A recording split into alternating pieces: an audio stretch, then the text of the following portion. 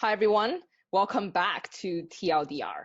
I'm Linda Zhang, and today we have Mary Pat McMahon and Gary Bennett for a series of conversation rather than interview on what's going on these days. So right now, passing on to Corey Pilson, class of 2020. Hey y'all. Um, so we've been doing this online thing for about 2 weeks now. For me, I feel like it's going as well as it can for me. My classes aren't too stressful, but like it's still an adjustment. And I was kind of wondering like how has that been for y'all? What are y'all's main considerations right now? What after the switch, like 2 weeks in, it's not as urgent, but like y'all are still making considerations every day. So what's going on with that? Well, I'm really glad to hear that things are going better than you expected. There's still an enormous number of decisions that we're making each and every day, and we're trying to take as much as we can from students and hear as much and learn as much as we can. Try to make decisions and to try to improve the experience in the classroom and outside the classroom.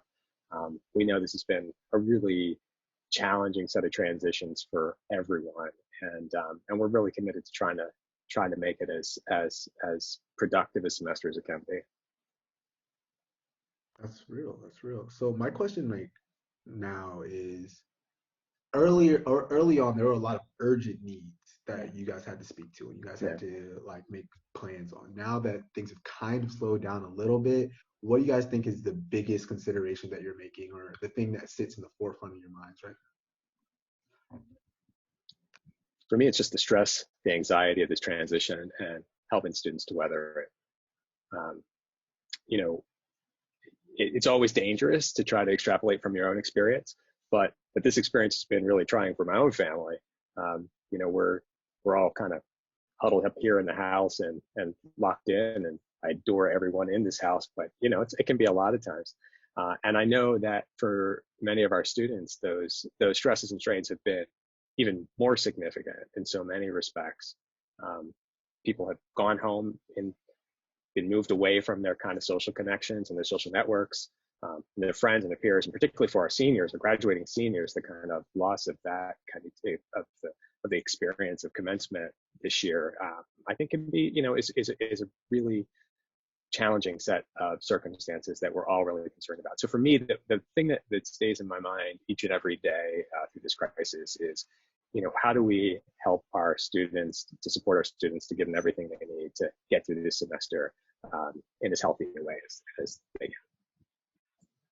I mean, maybe the piece I'd add to that is that we're here taping this, recording this in mid-April. We know that a lot of parts of the country haven't seen the sort of apex of what's happening with COVID, right? So we are certainly in contact with and thinking about our students and their families that are in New York right now. Students and their families in different parts of the world. And New Jersey. And I think there's this piece where it's sort of how do we continue to sort of create a supportive environment, knowing that where people are and the circumstances they're in are hugely variable. For undergrads, 7,500 different experiences contextualized within 7,500 different home situations, family situations, being here, being around the world.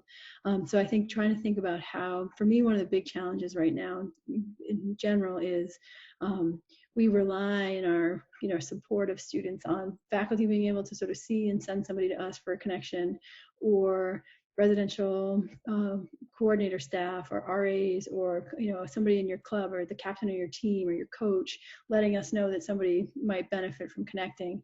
And we don't have a lot of that stuff in place in the same fashion right now. And we know that as people are all around the world right now, the stuff that they are experiencing in their families are healthcare workers, their families are working in a grocery store right now, their families are sort of sort of some capacity that really makes it more complicated. How do we keep our antenna and our support resources aware of that?